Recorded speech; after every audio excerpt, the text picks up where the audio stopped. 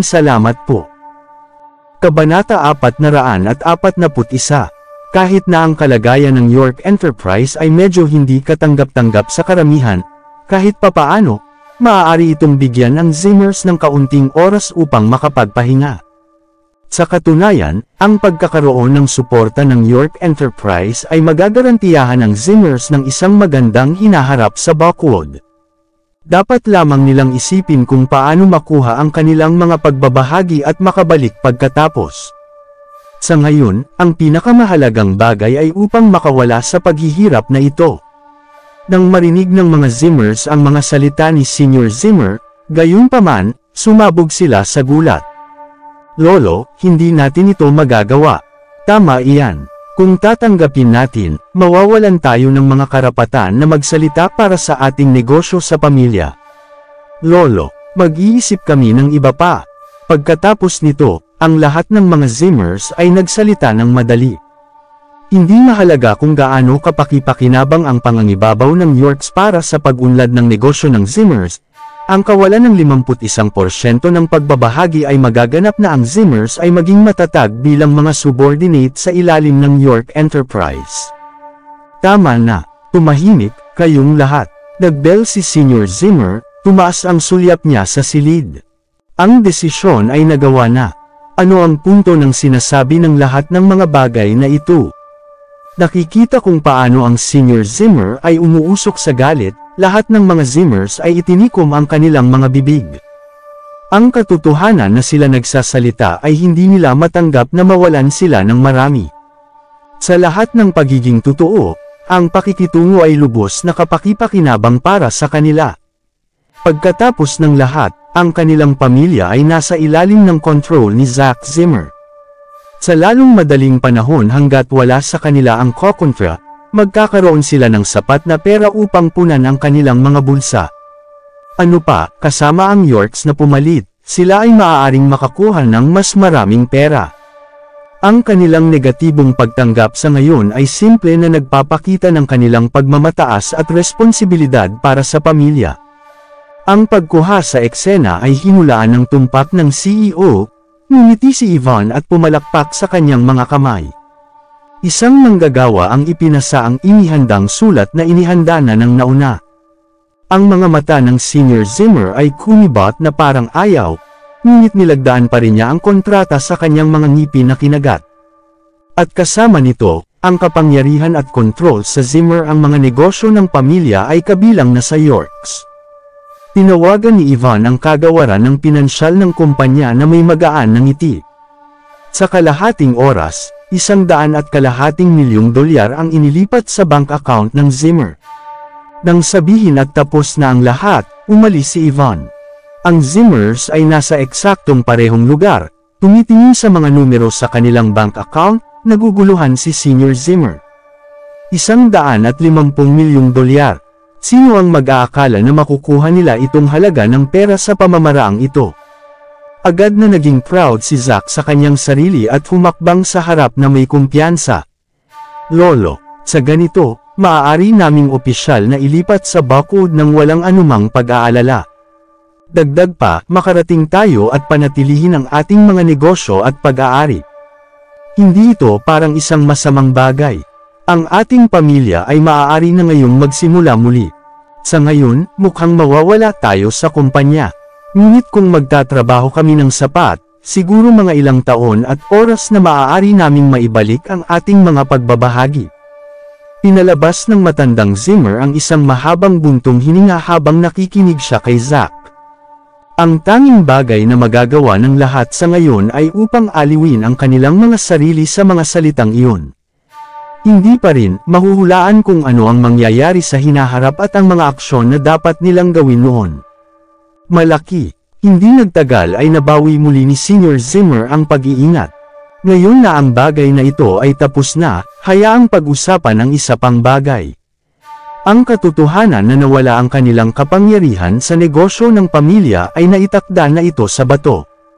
Nakakalungkot ang bagay na ito ay higit pa ay walang pakinabang. Sa $150 milyong, magagawa nating lumipat sa Buckwood at magpatuloy sa ating pakikipagtulungan sa pamilyang Silva. Ngunit dahil sa natitirang negosyo at mga pag-aari na nagmamay-ari tayo dito, hindi posible para sa lahat ng Zimmers upang lumipat doon ng magkasama. Dapat nating pag-usapan kung sino ang dapat sumunod at kung sino ang dapat manatili. Ito ay isang bagay na dapat na maingat, napatingin mula sa mga mahahalagang figure lamang sa gitna ng mga Zimmers ay dapat pumunta sa Buckwood. Ang mga nanatili ay magiging mga balewala. Ngumisi si Zack. Hindi ko alam ang tungkol sa kwalipikadong mga tao, ngunit tiyak na hindi pinapayagan ang isang tao upang sumama. Lumingon siya kay Harvey, isang ngisi sa kanyang mukha. Kabanata 442. Siya, ngumuso si Senior Zimmer. Nagsalita siya nang hindi huminto sa isang solong pagkatalo. Isang live-in son-in. Lo na tulad niya ay malinaw na hindi karapat-dapat ng isang pagkakataon. Ang paglipat sa Buckwood ay isang mahalagang bagay. Ngunit tiyak na makasasama si Simon, at ganun din si Mandy. Harvey York, masama ang pakiramdam ko para sa iyo. Kinausap ni Zack Zimmer si Harvey sa isang mapanunuyan na tono. Iyong asawa at ang buong pamilya niya ay lilipat sa Buckwood, kung may iwan kayong lahat dito sa Niamey City. Ikaw ay magugutom at mamatay sa pamamagitan ng iyong sarili. Kung titingnan kung paano ipinagmamalaki ni Zack Zimmer ang kanyang sarili, nakaramdam ng walang pagsasalita si Harvey. Hindi maintindihan ng isang baliw tulad ni Zack na maaaring bumalik si Harvey sa Buckwood tuwing siya ay nagustuhan. Bago magsalita si Mandy para kay Harvey, si Queen Zimmer ay biglang tumayo at sumigaw, "Hindi! Si Harvey York ay dapat pumunta din sa Buckwood." Ang buong pamilya Zimmer ay nakatitig kay Queen sa kawalan ng paniniwala. Wala ba siya sa isip niya? Siya ay talagang tumayo para kay Harvey York. Hindi sinubukan ni Queen na itago ang kanyang mga hangarin at idinagdag ng malamig, dahil si Mandy ay kailangang pumunta sa Buckwood, dapat kasama din ang douchebag. Kailangan nating ipakita sa lahat ang kanyang asawa ay isang live-in son-in-law. Malinaw na natakot si Queen na gagawin ni Leon Silva ay maging interesado kay Mandy.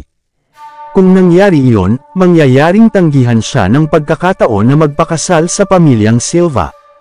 Kahit ano paman, kailangan ni Harvey sumama. Sa una, si Senior Zimmer ay nakasakay kasama si Zack sa bagay na ito. Matapos ang paalala ni Queen, mabilis niyang naintindihan ang mas malalim na kahulugan.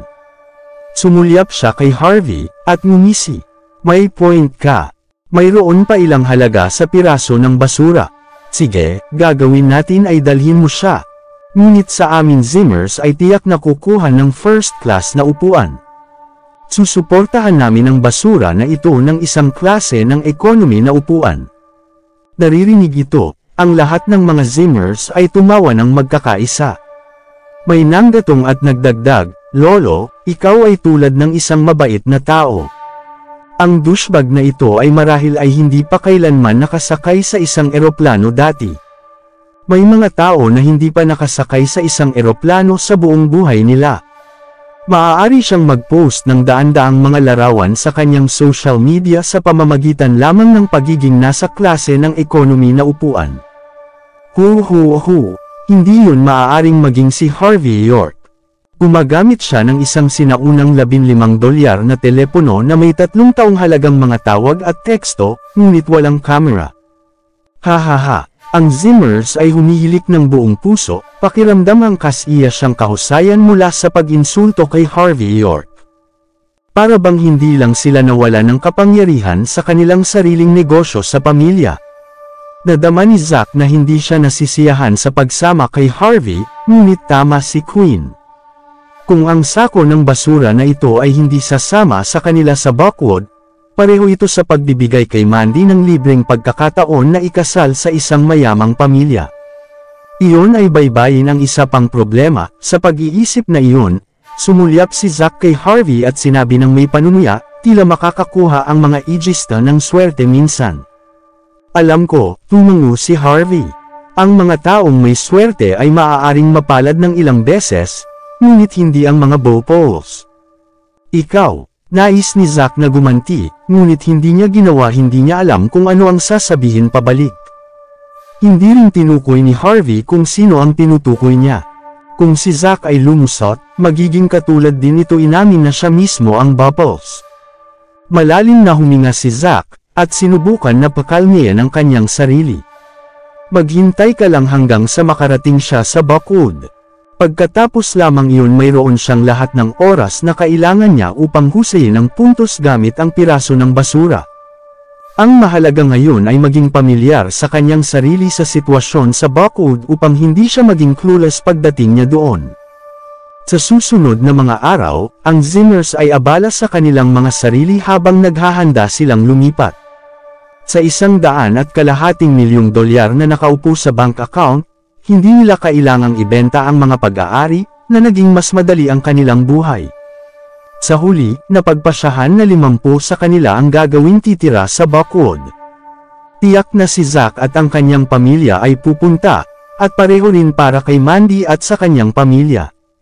Inutusan ni Senior Zimmer ang kanyang sekretarya na magrento ng kaunting mga bahay para sa Zimmers na manatili pansamantala.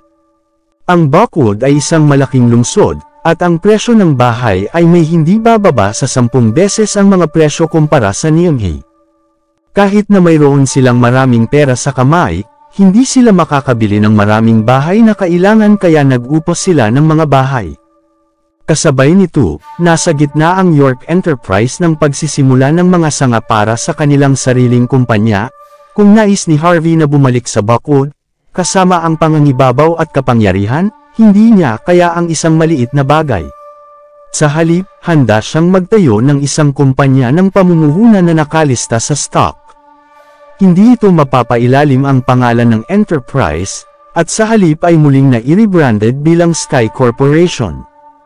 Kabanata 443. Kalahating buwan mamaya, sa Buckwood, ngayon, ang paliparan ng Buckwood ay napuno ng mga tao. Tinansya ang lahat ng mga pamilya at negosyo at inayos para sa kanilang mga mahahalagang executive na maghintay dito sa sandaling natanggap nila ang balita. Mayroong kahit na mga security ay armado ng mga baril at mga bala na nagpapatrolya sa mga pangunahing lugar upang maiwasan ang anumang engkwentro na maganap. Sa nakaraang kalahating buwan, nagkaroon ng tsismis na isang hotshot ang bibisita sa Buckwood. 3 taon na ang nakaraan ay babalik na ang may kapangyarihan.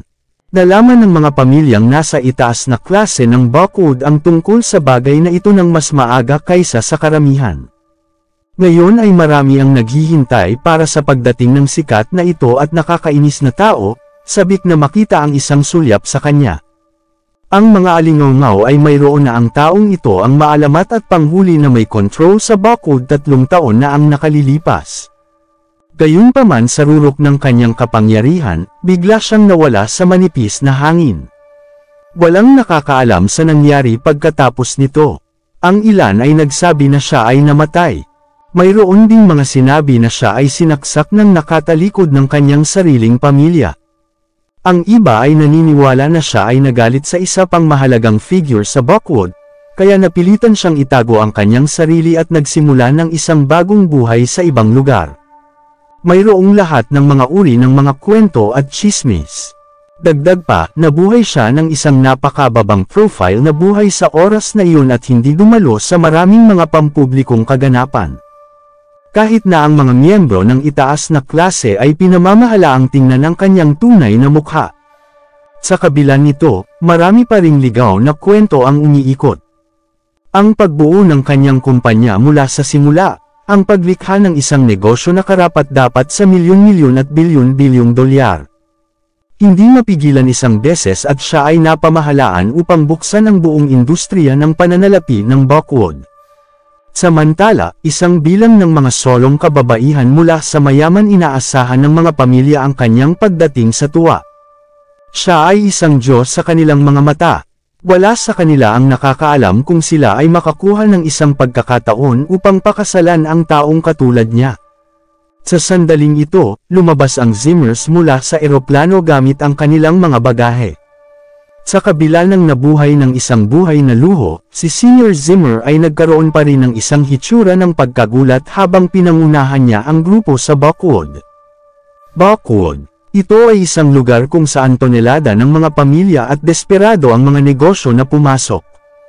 Ang mga tao ay maituturing lamang na tunay na nakikilala kung nagawa nilang manirahan at palakasin ang isang matatag na batayan dito.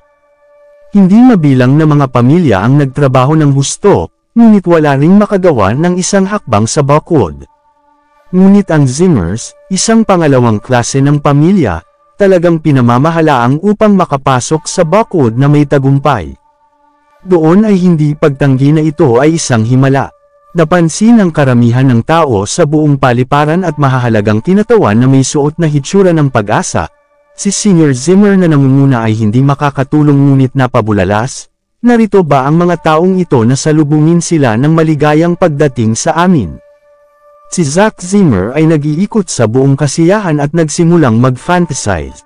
Ang mga magagandang para-nothings na ito ay narinig na kami ang Zimmers ay narito ngayon at hindi na maghintay na mangyaring kami na, ha! Manahimik. Itigil ang pagbubuga ng walang kaparirikan. Ito ay Buckwood, hindi ang Niemhi. Sabihin ang isang maling salita, at tayo lahat ay nasa malaking problema. Kung nais mong mamatay sa iyong sarili, sige. Huwag kami isama sa ganito. Si Simon Zimmer, na halos nakatira ang di pagkakaroon sa Niemhi, ay may ibang nararamdaman sa sandaling nakarating sila sa Buckwood. Si Simon ay nanirahan sa Buckwood ng ilang taon at lahat ay pamilyar siya sa kapaligiran dito. Si Zack, na palaging kumikilos ng lahat ng mataas at makapangyarihan, hindi mapigilan ang pagkainis ni Simon. Simon, kailangan mo bang pag-usapan iyon? Ito ay isang biro. Kailangan mo bang maging seryoso? Si Zack ay ngumuso. Ang pamilyang ito ay pareho. Mula sa ama sa manugang, lahat sila ay walang alam maliban kung paano kumilos tulad ng isang hindi masisira, alam ito ng lahat. Tumawa ng malamig si Simon. Joke. Fine, maaari kang maging excuse dahil wala kang alam. Pupunta ako at ipaliwanag, kaya buksan ang iyong mga tainga ng malawak at makinig. Iyon ang mga naiswells, at ang mga iyon ay mula sa pamilya Cloud. Iyon ang mga Zerets. Maaari itong mahusay na sinabi na bukod sa York family, halos 1/3 ng una at pangalawang klase sa mga negosyo ng pamilya ng Buckwood ay nandito. Sa palagay mo talaga ay maaaring mag-crack ang mga Zimmer sa sitwasyong ito. Mabilis at papunta sa gilid. Sa isang pulutong na ito dapat may ibig sabihin ang isang taong mayaman na darating dito. Huwag hadlangan ang daraanan. Lahat ay naiinis kay Simon dahil maraming maimpluwensyang negosyante sa paligid. Dito sa Buckwood, sinabi na kahit sa pamamagitan ng random na pagkahagis ng isang bato sa kalye, maaari mong tapusin ang paghagupit ng isang milyonaryo, walang magiging mali kung ang isa ay nanatiling maingat at pinananatili ang isang mababang profile. Isang taong sapat na malakas upang maakit ang lahat ang mga mahahalagang tao na ito. Si Senior Zimmer ay nagbulong. Hindi namin alam kung kukunin natin ang pagkakataon na makilala siya. Kabanata 444. Matapos ang ilang pag-iisip, sinabi ni Simon Zimmer, matandang lalaki, inayos na ng Silvas ang isang maligayang hapunan para sa ating Zimmers upang ipagdiwang ang ating unang pagkakataon na makarating sa Buckwood. Nabalitaan ko na mayroon din silang inanyayahan ng isang bilang ng mga hotshot. Bakit hindi tayo magpapadala ng isang paanyaya sa malakas na lalaking ito? Kailangan itong maging isang gawain ng kapalaran at swerte para lumabas kami sa VIP lounge kasama niya sa parehong araw. Sino ang nakakaalam, baka mapalad tayo muli sa oras na ito. Mapagmalaki na sinabi ni Senior Zimmer. Maaari nating subukan. Kung makakasalubong nila ang taong ito at anyayahan sa kanilang hapunan, ang Zimmers ay tiyak na magiging itinuturing na sapat na malakas kapag itinatag nila ang kanilang pagpasok sa Buckwood. Tiyak na magdadala ito ng mahusay sa Zimmers at mga pagkakataon, pati na rin ang pagpapalakas sa katayuan. Sa likuran ng karamihan, si Mandy Zimmer ay hindi nabalisa sa pamamagitan ng mga ingay sa harap nila. Sumulyap siya pabalik na nag-aalala, Pagkatapos ay bumulong siya ng mahina, "Nanay, maglalakad ako sa likuran at suriin kung nasaan si Harvey." Hindi pa siya lumalabas. "Ano?" Sinulyapan siya ni Lillian Yates. "Malaking araw ito para sa Zimmers. Ito ang pinakamahusay kung ang basura ay hindi lumitaw. Ngayon na iniisip ko ito, na si Queen ay tulad ng isang kalapating mababa ang lipad." Galit na galit si Lillian. Marahil si Brent Silva ay nandoon ngayong gabi, at natatakot siyang magnanakaw ka ng limelight. Iyon ang dahilan kung bakit iginiit niya kay Harvey na sumunod. "Sana maihiwalay ko ang bibig niya." Sumagot si Mandy sa isang mababang tinig, "Nanay, hindi siya mali. Asawa na ako ng isang tao, paano ko masisira ang kanyang pagkakataon para sa pag-iibigan? Ikaw, okay lang na magkaroon ng diborsyo matapos makuha kung may asawa. Kung hindi para sa matandang bias na Zimmer, ikaw ay maaaring magkaroon ng pagkakataon na magpakasal sa isang mayaman." Ang bagay na ito ay halos pinaalis si Lillian na nanghihina mula sa manipis na galit. "Ngayon, nais mong suriin kung nasaan ang basura na iyon." "Ako talaga, okay, nanay. Sasamahan kita ng maayos ngayon. Malaki na siya at hindi mawawala. Kukunin kong ipadala sa kanya ang ating address mamaya." Walang magawa si Mandy, kahit na nag-aalala siya kay Harvey, kaya niya lang wala siyang magawa. Samantala, nakaramdam si Harvey York ng isang pag-agos na mapanglo nang bumalik siya sa pamilyar na lugar na ito. Minsan, siya ang batang master ng Yorks at ang nag-iisang tagapagmana ng pamilya. Mula pa noong siya ay nasa kolehiyo, siya ay kumukuha ng pangangalaga sa isang bahagi ng negosyo ng pamilya sa likod ng mga eksena. Nagtayo pa siya ng isang kumpanya na nagkakahalaga ng bilyon-bilyong dolyar mula sa wala, lahat sa kanyang sarili. Nagawa niyang kumalap ng maraming may kakayahang mga tao na may talento upang matulungan siya sa pagbawi ng kanyang pamilya, na kung saan ay lumalaki ng mahina at mahina araw-araw. Si Harvey ay may isang pangitain sa pagtulong sa Yorks na makakuha ng isang paglalakad sa mga hotspot ng negosyo tulad ng Mordo. Pagkatapos lamang ang Yorks ay may pagkakataon na mangibabaw sa bansa H at maghari bilang nangungunang pamilya sa kabuuan ng bansa. Ito ay isang kahihiyan na ang isa ay madaling inatake ng iba noong siya ay naging masyadong kilala at ilang mga hakbang na lamang mula sa tagumpay. Kapag siya ay nagtapos at naghanda na gawin ang kanyang pag-atake, isang panloob na labanan ang tumaas sa gitna ng Yorks. Ang Yorks ay nag-away ng lihim at sinipa si Harvey sa pamilya, sa kabila ng katotohanan na siya ang isa sa responsable sa pagdala ng pamilya pabalik sa rurok ng mundo ng negosyo. Kung siya ay nabigo upang maghanda para sa hindi may iwasang mas maaga at makatakas sa Buckwood, matagal na siyang patay ng maraming beses sa isang hilera. Naging live-in son-in-law sa Niamey City ay isang pagpipilian na hindi maiwasan ni Harvey. Ironically, siya hindi inaasahan ng kanyang sarili na mahuhulog siya at walang magawa sa pag-ibig sa kanyang sariling asawa, kay Mandy Zimmer, sa lahat ng 3 taon na ito. Inisip ni Harvey na maaari siyang mamuno ng isang mapayapang buhay sa Niamey. Sa kasamaang palad, ang mga problema ay madalas at muling magbabalik kung kailan ang mga bagay ay naging kalmado at mapayapa. Pagkatapos alisin siya ay ganap na mula sa talaan ng pamilya at pagsunod sa York naging tahimik sa loob ng 3 buong taon, pinili ng York na manguna sa kanya muli. Mula kay Jonathan York na nais ng pera mula sa kanya, sa mga donasyon ng York Enterprise, Thea York, at pagkatapos si Jensen Carlson. Isang hakbang sa bawat oras, ang pamilyang York ay nag-isip ng maraming mga pakana at pilitin siyang bumalik sa Buckwood. Ang problema ngayon, ang mga Zimmers ay nandito na rin sa Buckwood, hindi mahalaga kung ang sitwasyong ito ngayon ay ang Yorks ang pag-aayos o isang coincidence lamang, ito ay isang bagay na naramdaman ni Harvey na dapat siyang magbayad pansin. Hindi niya gaanong pakialam ang tungkol sa mga Zimmers, ngunit ito ay ibang kwento para kay Mandy, na puno ng pag-iisip si Harvey, na pinaparamdam sa kanya na mas komplikado kaysa dati. 445.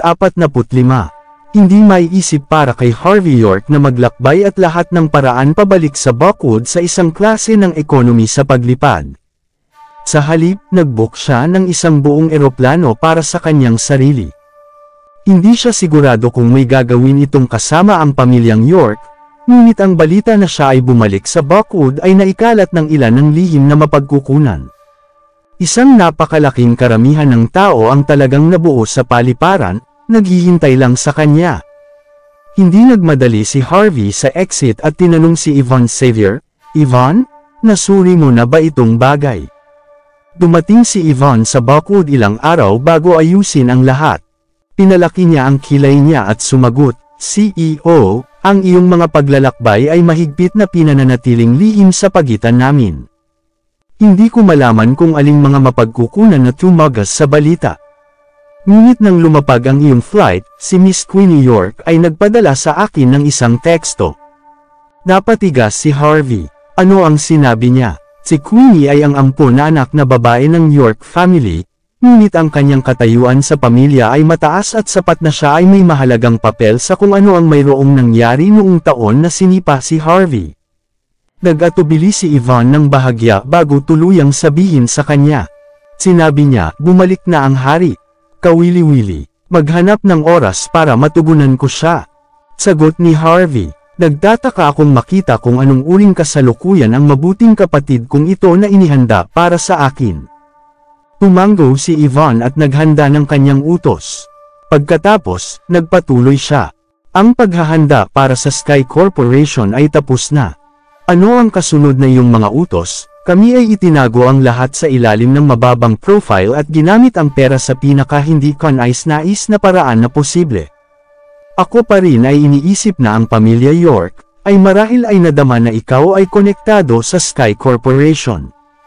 Huwag kang mag-alala, hindi na kailangang itago sa kanila." Sabi ni Harvey, itinaas ang kanyang ulo. Makakatulog sila ng mas mahusay sa gabi na may malinaw na target sa kanilang isip. Isang kakaibang hitsura ng kulay ni Yvonne habang nagpapatuloy siya. Gayun din, narinig ko na ang Silvas ay naghahanda ng isang maligayang pagdating na hapunan para sa Zimmers ngayong gabi sa Hotel W. Ang Zimmers ay talagang nagpadala ng isang tao upang mag-imbita ngayon lang. Ang mga Zimmers ay isang biro. Hindi ba nila napansin na ang hotshot na kanilang gustong iimbita ay nasa tabi na nila at lagi nilang kasama? Sinulatan pa nila siya ng isang sulat ng paanyaya, "Paano nakakatawa?" Tinanong ni Harvey ang oras. 8:00 na ngayong gabi. "Okay, sabihin sa Zimmers na dadalo ako," si Harvey ay sinabi. Nag-vibrate ang kanyang telepono. Ito ay isang teksto mula kay Mandy, na humihiling sa kanya na dumalo sa parehong hapunan ngayong gabi. Tila hindi nag-aaway ang dalawang bagay na ito. Sa Hotel W, sa Buckwood. Bilang isang bago at prestihiyosong hotel sa Buckwood, ang Hotel W ay labis at maluho sa kabila na kulang ng isang kahangahangang kasaysayan tulad ng Grand Hotel ng Buckwood. Ang unang araw ng pagdating ng Zimmers ay ipinagdiwang sa mismong hotel na ito. Sa pamamagitan lamang ng pagsakay sa mga coattails ng isang iginagalang na pamilya tulad ng Silvas, ang Zimmers ay maaaring isang hakbang sa loob ng Buckwood, anuman ang kanilang katayuan bilang isang pangalawang klase ng pamilya. Hindi mahalaga kung aling anggulo ang tiningnan, ito ay isang napaka-nakakaganyak na pagsisimula para sa pamilyang Zimmer. Maraming mga pangalawa at pangatlong klase ng pamilya sa Buckwood na inayos para sa mga kinatawan na dumalo sa maligayang pagdating na hapunan sa gabing iyon.